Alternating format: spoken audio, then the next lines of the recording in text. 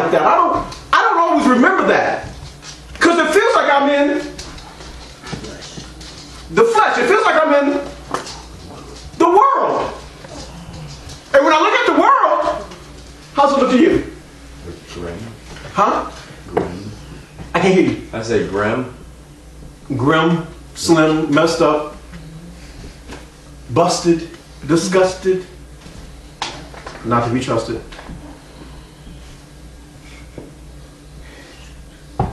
If I look at what I see, I'm distracted by what is. Because what is God is all around me. Although it may look like all I see is strife. Strife is the distraction. Strife is the delusion. What's true is that God is real. God is really here. I don't have to hope for him to come to where I am. He's already here. So spirits, then, if they're all around me, they're in people too, right?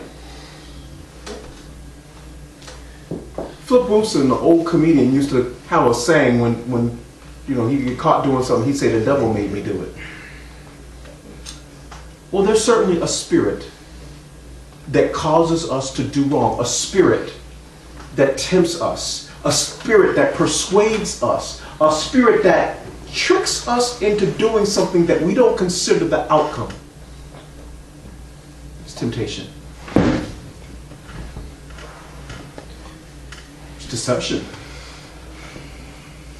Because if we do the wrong thing, guess who pays the consequences? We do. Not the spirit. Us. So sometimes we have to learn that the hard way. And sometimes that spirit is so tricky and so deceitful that we think what he makes us think. And what that brainwashing process is that you're not good. You're bad. That's why you do the things you do. That's not the truth. That's a lie. What you are is vulnerable. What you are is yielding.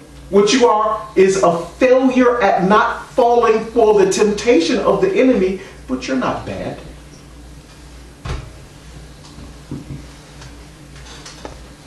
You might have done something bad, but that doesn't make you bad. But some people actually, watch this, some people psychologically, watch this, some people think that they're bad. You know why? Because they don't challenge the enemy that's in their mind. They don't challenge the spirit that's in their mind. They don't challenge the adversarial presence that comes in and presents a thought. You didn't think it. It was presented to you as a seed. And you considered it. Maybe I am bad.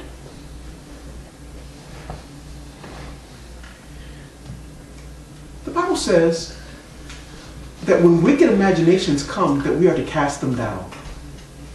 I digress, but I need you to know how this process works mechanically. So you won't think I'm coming from some different planet. Are you with me? Mm-hmm. So when spirits, not people, when spirits, not people, spirits are in some people, but don't worry about the person. Worry about the spirit. Because the spirit can jump out of one person, jump in another person, and not, you know what? Christian looks completely different than Anthony. But that spirit can transfer out of his presence into his presence, and I think it's somebody else coming at me, but it's really the same spirit. That's why you don't look at the person. You don't look at the surface. Man looks at the outward appearance. God looks at what's inside. Utilize your godly senses, not your eyes and your ears and your nose. Well, Christian said, was that Christian? Or was that a spirit in Christian? Well, nation said, was that nation? Or was that a spirit in nation? Because if I can tell the difference, then this battle is winnable. If I can tell the difference, then none of our children, none of our families, none of our marriages will be lost. Because we won't be lost. because we will be rightly dividing truth. We'll separate the spirit from the flesh, the bone from the marrow. We can separate what's natural and what's spiritual, so we can judge accordingly.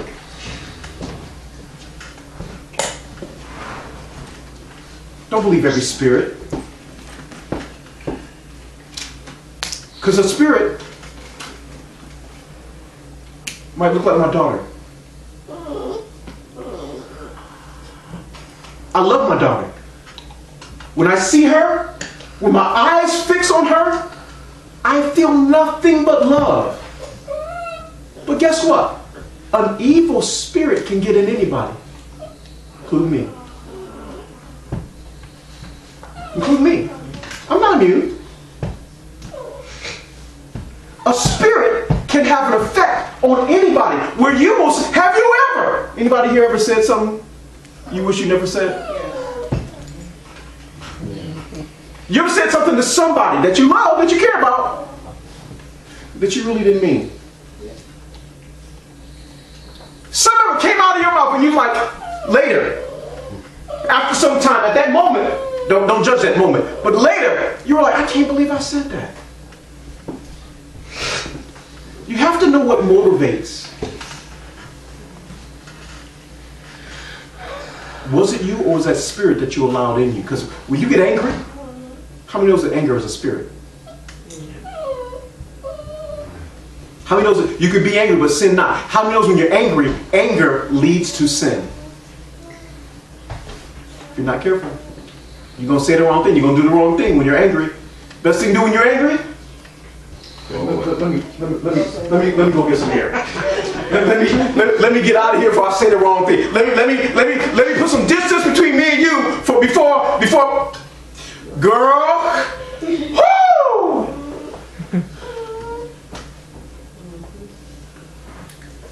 Not that I don't have restraint, not that I don't have control over my members, but there's a force that's driving a man to do a thing that isn't correct. The likes of which, once that cat gets out of the bag, you can't really apologize for blacking somebody's eye. You just... Well, baby, you made me hit you. Nobody can make you do the wrong thing. You have to give in to that thing. You have to surrender to it. You have to feel it so much that it overwhelms your thinking, just like that person that drowns in 4 inches of water. You don't have to drown! You don't have to die. Stand up. You have the ability to win every battle. Every battle. Every battle. Every challenge. Every battle is winnable. Touch somebody, say it's winnable. But you got to know that it's winnable. You have to know that in every temptation, in every trial, there is a way of escape. You can get out. You can get over. You can get through. You can. You can kick the habit. You can. Because God is able in you. God is able in you. Whatever you're struggling with, God is more able than the thing that you're struggling with. Now that thing that you're struggling with, anybody struggling with anything? Anybody struggling with anything? Amen. Anybody struggling with anything? Yes. That thing that you're struggling with is strong. Say amen or ouch. Say something. But that thing that you're struggling with is strong. I mean, when that thing come on you, woo, woo, all I can say, all I'm going to say is that it's hard. It's hard. There's something else. Y'all ain't saying nothing. It's getting real quiet. Oh, Lord, I must be preaching. But I want to remind you. I want to stir you. I want to encourage you. And I want you to be otherwise minded to remember that greater is He that is in you. Not that stuff in the world isn't great. There's some great stuff in the world. But he that's in you is greater. Somebody say amen. Amen.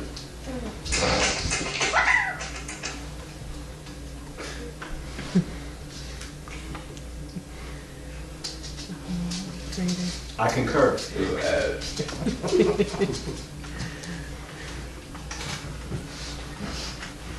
First John, chapter number 4, verse number 1.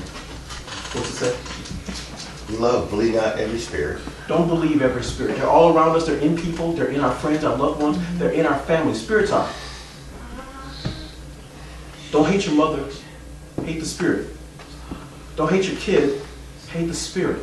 Don't believe every spirit. Otherwise, if the spirit is in my child, and my child acts bad, I'm going to throw my child away because I'm saying my child is bad. My child is not bad. That spirit that's in my child is bad. Are you listening?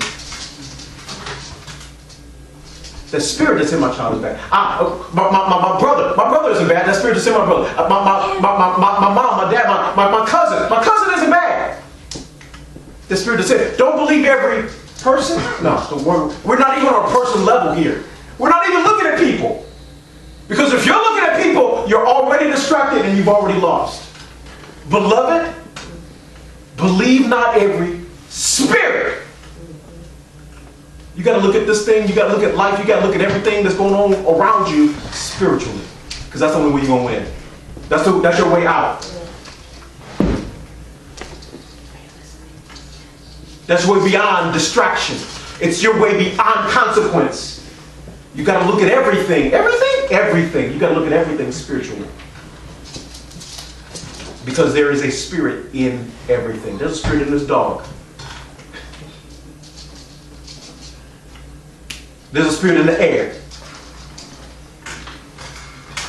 There's a spirit in each and every... I didn't say negative spirit. Listen, it doesn't have to be positive or negative. You have to understand that spirit is real. Spirit is eternal.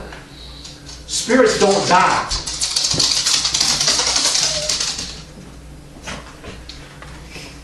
People die. Spirits don't. Are you with me? So, don't believe every spirit. Don't even worry about the person. If you can't believe every person, certainly don't believe every spirit. But you don't test or try a person, you test or try the spirit. Oh, now we're going somewhere. Now we're cooking with gas. Because sometimes your husband ain't going to sound like your husband. Sometimes your wife is not going to sound like your wife. You know what she's going to sound like? The spirit. One of those kind of spirits that you need to identify, you need to test, so you can deal with that spirit so that you're not dealing with that person. I don't know if I'm saying anything. I don't know if you're getting this. I'm not hearing a whole lot of amens, but you know what? I'm going to preach anyhow.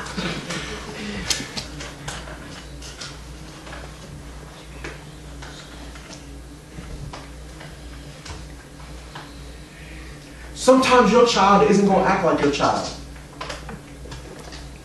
And if you start treating that child like anything other than your child, you've already lost.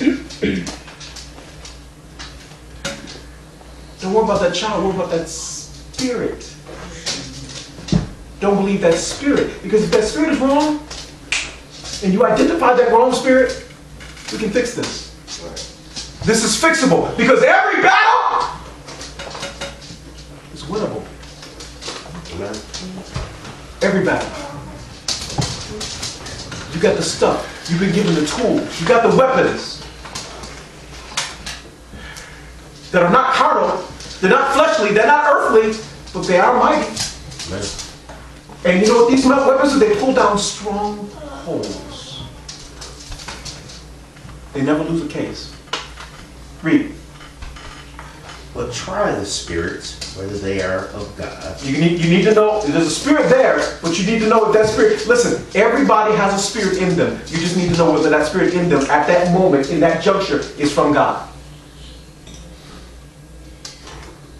You with me? Amen. You listening? Amen. Anthony, if the devil can't get to you, he's going to try to get to you through the closest thing to you. Amen. That ain't not the truth. And guess what? When it happens, she won't even know because it ain't even her. It is not her. You know what it is? It's a spirit.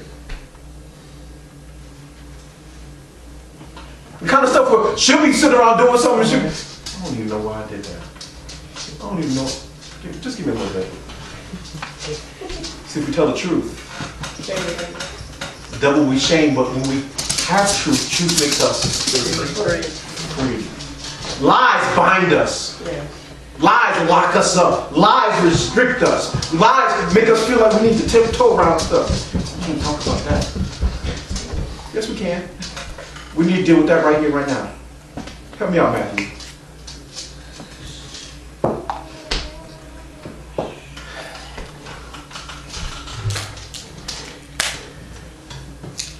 The devil will work your nerves through people that are close to you. Amen. Until you want to give up. Until you want to stop. Until you want to be away from people that you love. Until you want to separate yourself. Until you want to, I'm going to just be by myself. I'm going to get my own place. I'm going to get my own. I'm going to get my own. Do you remember the motto? It's not good for a man to be, no, I'm going to get my own. I'm going to get my own. I'm going to get my own. You know what that is? That's not God's spirit. That's not the... Jesus. Can I go there? Here, read. I gotta get... Because many false prophets are gone out into the world. You know what a false prophet is? A false prophet is someone that materially, and I use the word materially, I don't use that word loosely. The stuff that they're made out of is the stuff that you can't build with.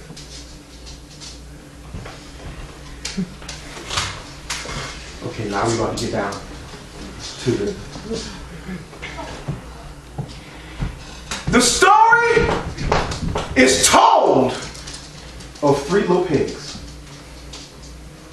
Now all 3 little pigs have the same problem. The wolf, right? Pig number 1 said, you know what I'm gonna do? I'm gonna build me a house, but I'm gonna build me a house out of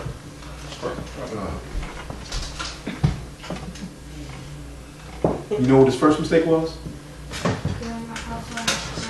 See, first of all 3 pigs could have lived in the same house. That way, when the wolf came, and the wolf is going to come, he wouldn't have had 1 opponent, he would have had 3. It would have been 3 against him. Do you see how this works? Do you see divide and conquer? He said, you know, I'm gonna go build my own house. I'm gonna build me a house. You know. Everybody wants to build their own. I built the house ain't nobody ever lived in. We built it out of straw. Because somebody advised them this is the material you need to build a house out of. You can't build a house unless it's on the right foundation. I digress. I'm jumping way ahead.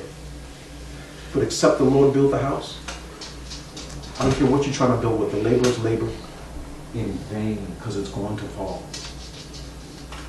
I don't care how pretty it looks. I don't care how much you spray it and it would smell good. It's going to fall. It cannot last. It doesn't have longevity. There's no sustainability. If Christ is not the foundation, then it will fall. That's for a house. That's for a life. That's for a future. That's for a career.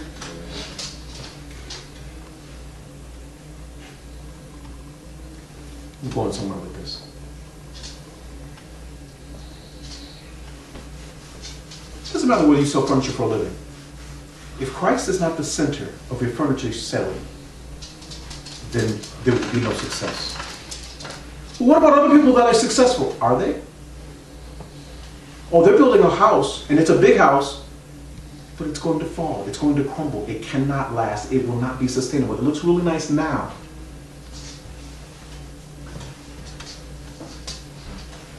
I heard somebody talking about Sean Combs, P. Diddy. You don't think about him in this wise, but he's got 2 women that he's had children by. He's not married to either of them. As a result, they went to court, got cases for child support, and he has to pay them $90,000 a month. Stop it. That seems like a lot, doesn't it? Do you know what 90,000, you know what 100,000, you know what $1 million a month looks like without a father in the home? Right. Do you know what children, how much they would trade for their mom and their dad in a domicile? Do you know the value of being raised with a mom and a dad? What would you trade for that?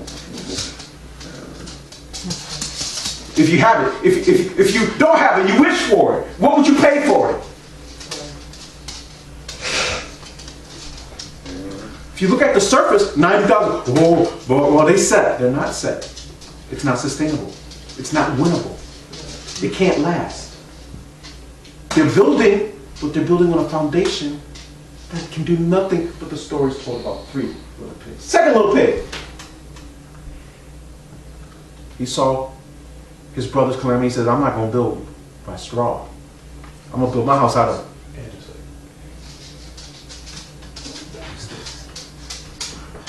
something stronger than straw. I'm going to get some sticks and I'm going to put it together. I'm building myself a log home from sticks and, you know. That wolf came over,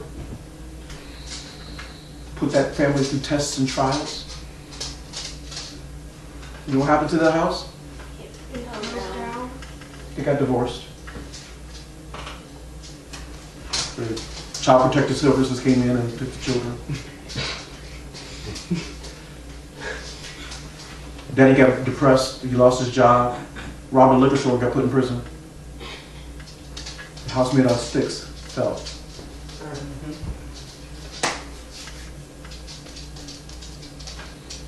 Got one more little pig.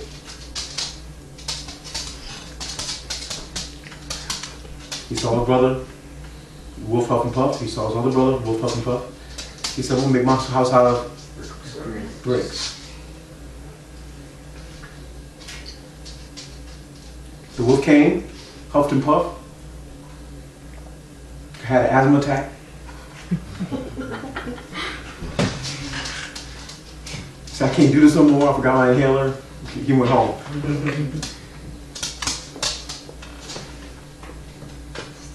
That last wolf, that last pig, said, I made it past that wolf, and then the rain came. And his basement flooded. Y'all won't talk back to me. Y'all didn't read that part? The foundation wasn't sure, so it compromised. The basement wall bowed, the house fell in, and he's living at the Holiday Inn right now. Y'all didn't know about that little pig? What's the moral of the story? Nobody shall Even stand. pigs can say Buy a house instead of building It is not about the wolf. foundation. It's about the foundation. It's not about the wolf, because if it's not a wolf, it's going to be a windstorm. If not a windstorm, then it's going to be a hailstorm. There's going to be some kind of calamity that's going to occur in your life. You've got to be able to withstand not just a wolf. Just because you got over the wolf doesn't mean that's all that's coming. You have to be protected by a foundation that's going to stand against whatever comes at you. Because if it's not this, then that. If it's not that, it's going to be something else. It's always going to be something. But the sustainability of your peace can't be based on you worried about some wolf. The sustainability of your peace is going to be about you shoring up your foundation. You shoring up your faith. You making sure that faith is woven into every area of your life. Your job, your family. Make sure that you're looking at your loved ones with faith and not superficial. Christian, you've gotten so tall and you're so handsome. Tall and handsome is the Bible says beauty is fleeting. You can't look at outward appearances. What's on the inside? He's handsome now, but is he going to heaven? Is he going going to be sustained eternally? Or does he just look nice for now? When you look in the mirror, do you like your hair? Do you like your lipstick? Or do you like your life? Do you have life? Read for me real quick. Hereby know ye the Spirit of God. Every spirit that confesseth that Jesus Christ is come in the flesh is of God. And every spirit that confesseth not that Jesus Christ is come in the flesh is not of God. And this is that spirit of Antichrist. The spirit of Antichrist is the spirit that is against you. The spirit of Antichrist is a spirit that is against life and sustainability. The spirit of Antichrist wants to distract you into anything else other than the things that you need to be focusing on. The sustainability of your life. Anything. I like cars. Ain't nothing wrong with liking cars. But when cars distract you from... when cars become your priority, then what's in the cars is the spirit of Antichrist. Because Christ wants you to live. When it comes down to it, would you rather live or drive? How about that? There's nothing wrong with being an Epicurean. A what? I like men. No. An Epicurean. There's nothing wrong with you liking food and how food tastes and how food is prepared. Stay with me. But when food becomes your life, when you're eating for the taste, not for the value and the sustainability and the nutrition, when you're more concerned about how something tastes, what something does for you rather than what it does to you, you're distracted. You can't be fruitful and multiply when you're staring at the fruit. Talking about how good it is for food. That was Eve's problem. Read. Whereof ye have heard that it should come, and even now already is in the world.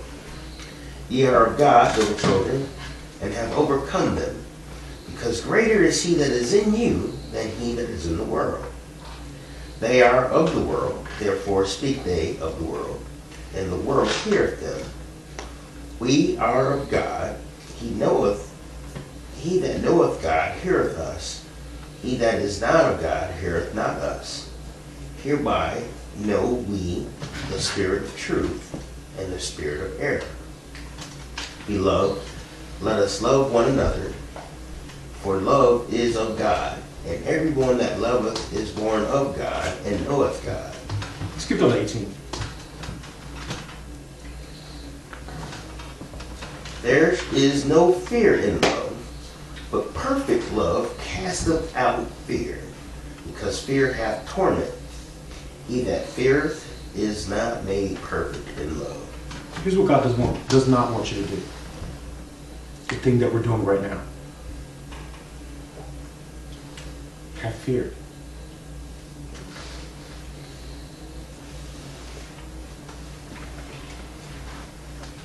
Some of us are afraid of this, that, and that. Some of us are afraid of success. Some of us are afraid to try some stuff. Some of us are afraid to do some stuff. You got to know what spirit is talking to you in the first place. Because if you know what spirit is motivating you and talking to you, then you shouldn't have any fear. If you tried that spirit, and see where if it's from God, then follow it. Even if nobody's ever done it before, follow that spirit. If you're unsure, if you're confused, get with somebody that knows spiritual things a little better than you. Talk to somebody that knows the lay of the land of the spiritual world. Talk to somebody that is a little bit more spiritually sensitive than you are. That's not a bad thing. That's a smart thing. I mean, if you're driving and you get lost, you're going to pull over and ask a stranger, am I on the right path? Talk to somebody that you know. Ask somebody that you know. Don't keep driving to see what's going to happen. Why would you waste that kind of time? Why would you waste that kind of life? Pride.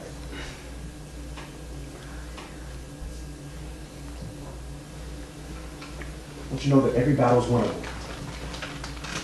Every single one. If you lost, that doesn't make you a loser. That just means you have experience of what not to do.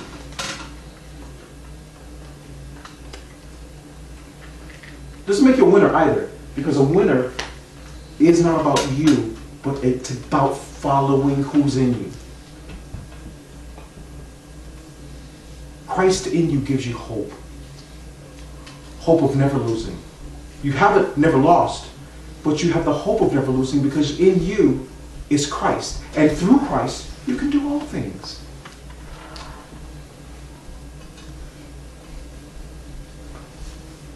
Who's in you wants you to win. Who's in you is greater than anything that's in the world. Now, there's a lot of stuff in the world. Stuff you've seen, stuff you haven't seen. Some really, really bad stuff, but as bad as it gets, it's not greater than what you already have. It's not greater than who you already have. Trust who you have. Lastly, don't go looking for what's out there. Because if you go looking for what's out there, you're going to find it. You're going to find it. You're not going to like what's out there. You're not going to like what you find. Everything that's out there isn't for you to find. Stuff that's out there is looking for you. To misstep, to make a mistake, to take advantage of you. It isn't God that wants you to fail. It's Satan that wants you to fail. It's Satan that wants you to fall. And when you fall, it's not God's fault. When you fall, sometimes it's not even your fault. Because tripping is an accident. You didn't do that thing on purpose. But sometimes Satan wants to trip you up so that you won't be thinking you'll be tripping. Let your neighbor say, don't trip. Don't trip.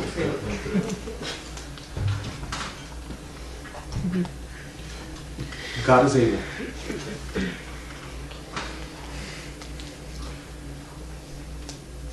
God is able. He's able to do above anything that you can ask or think. He's able. He's able to make all grace abound towards you so that you will have all sufficiency over all things. God is able. But you have to let God be able in you. It doesn't make any difference how able God is in heaven.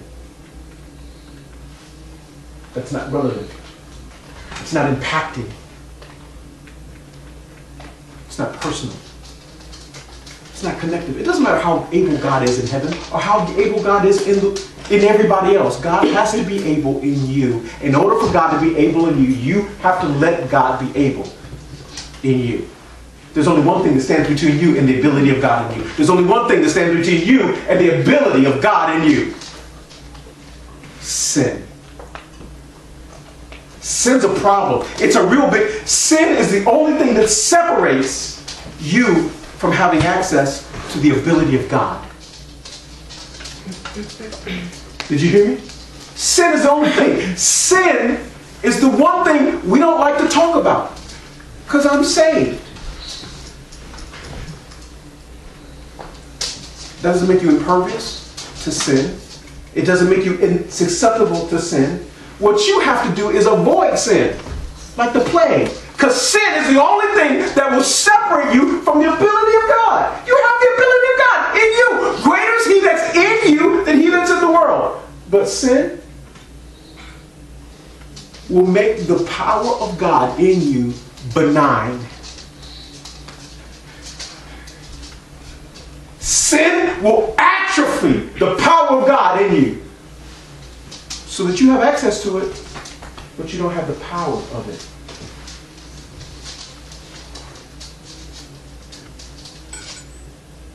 I pray and I pray and I pray and ain't nothing happened. Wonder why that is. You know why that is. You know. You don't have to ask God to answer. You don't have to ask God to answer a problem that you have the ability to conquer. But if you don't have the ability to conquer, you need to get at the sin. Wherever it is, out, sin, out, sin, out. God in, sin out. God in, sin out. You've got to get the sin out of your life, out of your mind, out of your heart. You've got to remove, I don't care if it's the sin of anger or jealousy. I don't care what the sin is. You need to recognize it. You need not to believe every spirit like, well, that's just me sometimes. Sometimes you don't just get angry. There's a spirit that's taking advantage of you. That spirit needs to be cast out. It needs to be destroyed. It doesn't need to be in your members. It doesn't need to be spoken of. It doesn't need to be evidenced. Well, I'm working. Don't work. Cast. This is a spiritual thing. It's a spiritual battle. This is a spiritual work. It's an inside job.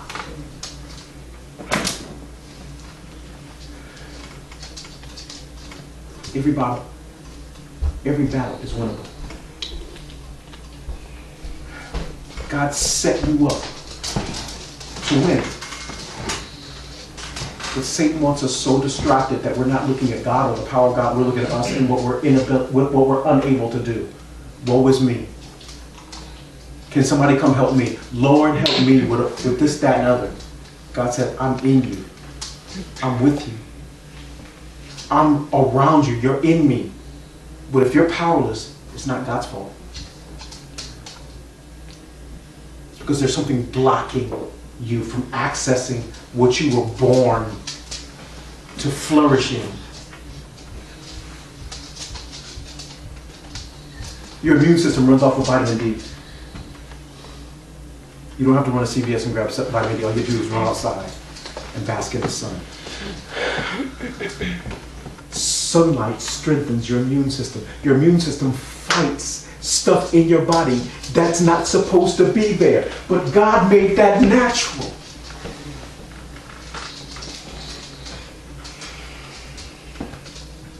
What you need is readily available to you, but you have to avail yourself. You can't stay inside and not get sick. The more you get sick, I'm not going out today. Why? Because I'm sick. Well, don't you need some vitamin D? Shouldn't you go outside in the sun to get well, to get strong? What you need is available to you, but you have to avail yourself to the power of God. You have to avail yourself to the power of the Son, S-O-N. Every battle in your life is winnable. Satan wants you to be miserable, so you give up. So you quit fighting. Don't stop. But just know that the fight that you have isn't a mind over matter. It's not your will to win. It's God's desire. It's God's desire. Guess what? God's desire. If God wants you to win, and you agree with God, you're going to win. But you and God have to be on the same page. And if you're not winning,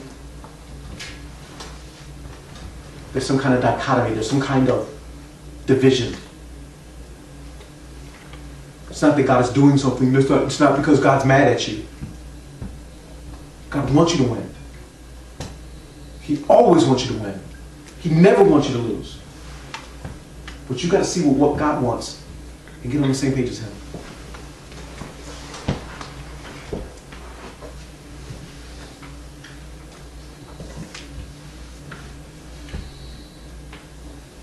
I want you to remember, it's not the will of God that He should perish. God doesn't want anybody to die. If God doesn't want anybody to die, that means everybody should live, right? Right. Well, sometimes we want more than what God wants. That's sad, but it's true.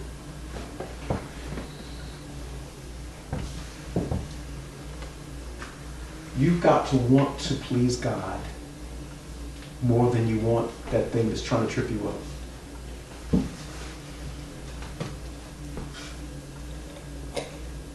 Spirit's done. We love him because he first loved us. He loved us so much. We can love him so much. It's okay. It's allowable. So much so that we love nothing more. Can you imagine loving God more than everything? Right. If I love God more than my children, I'm going to be good to my children. Not conditionally. Not whether they do well or not. My love for them, my position with them is never going to change because I love them. They don't even have to love me back. Because that's how God does for us. We didn't have to love God back. He didn't love us and gave his son because we loved him back. He loved us so much. That's what love is. Let's take that and repeat that. Let's manifest that into living, breathing representations of God's love. If God loved us, we ought to love one another. If the Bible says love your enemy, I can love you. You're not my enemy. If the Bible says do good to them that despitefully use you, I can do good to you. You're not my enemy. We should love each other because love is in us. And I should be able to lean on you. You should be able to lean on me because that's the way that God made us to be. And if we can be like that, we can conquer sin together. We can conquer sin together. I don't have to be alone in my struggles. I can realize I'm not out here. I'm here to help other people, and I can't help other people if I'm compromised. If I'm compromised, I can't be a help to anybody. So I can say no to this, that, and the other. I cannot indulge.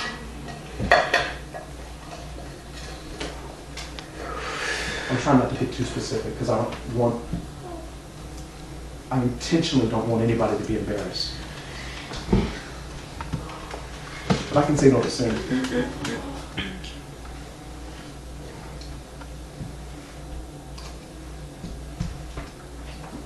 We'll close with this.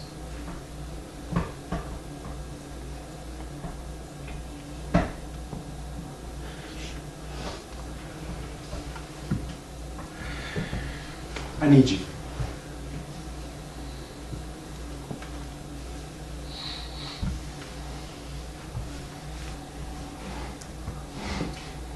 If a heart doctor had no one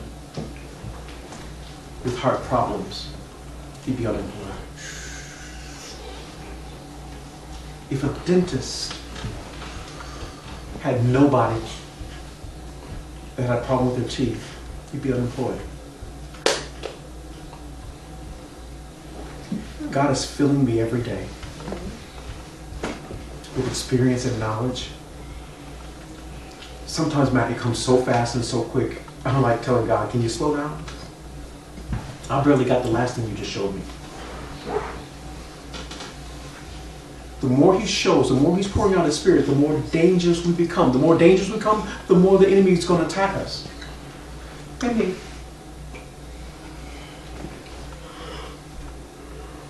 I need you guys to pray for me. Because the more God fills me with his knowledge, the more vulnerable I become to the attack of the enemy, because it's going to come swift and it's going to come fast. And I'm not trying to be out here on my own, trying to make it. I need your help. I'm dependent on your help. I don't know why God fashioned it so.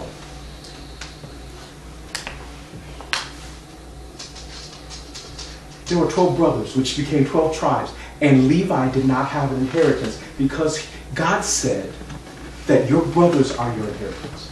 You're not going to have land or houses or claim. Your brothers will support you and your families. What's God's way? If I can't depend on you, then I'm going to fail. If you can't depend on me, vice versa. So I have to be a man of God 24/7. So you can find a man of God in me 24/7. Simultaneously. I'm connected to you 24/7. God puts you on my mind. I'm praying for you. You don't know I'm praying for you, but I'm praying for you. Well, thanks for praying. It's not a cordial thing. It's not a superficial. It's my job. I don't know about you, but I need somebody praying for me. Somebody say amen. Amen. So as I dismiss from this part of the service, the rest of the service is up to you. You guys have to take this information, you have to take this knowledge, and you got to do something with it. You can't sit down and just receive it and say, boy, that give you something to think about. I want you to think, but I also want you to act. I want you to be doers of the word, not just hearers only. If your perspective is being changed and honed, and if you're seeing things you haven't seen before, that's the effectiveness of the power of God, not my ability to preach. I want you to receive not my words, but the words of God that He shoved in me that's coming out, that just came out. So that every opportunity you can manifest having heard from God. You can decide having heard from God. You can choose having heard from God. You already have a lifeline. You don't have to pick one up. You already phoned a friend. The friend phoned you. You can make the right decision. Everybody stand.